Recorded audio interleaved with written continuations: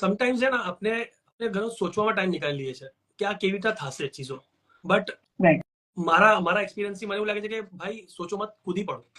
એ ચીજમાં કૂદી પડશો ને તો ઉપરવાળો અગર તમારું કહે ને કે લગન અને your dedication is there in that thing, તમારે કરવી જ છે તો એ રસ્તો નીકાળી દે આપશે ઉપરવાળો. અને એવા એવા રસ્તા નીકાળશે ને જે તમે બી નથી સોચી, એવા કોન્ટેક્ટ તમારે આપી દેશે, એવા લોકોને તમારા પાસે મોકલી દેશે ને કે તમે મતલબ યુ વિલ જસ્ટ થિંક કે મારા સાથે શું થઈ ગયું, do I deserve this respect.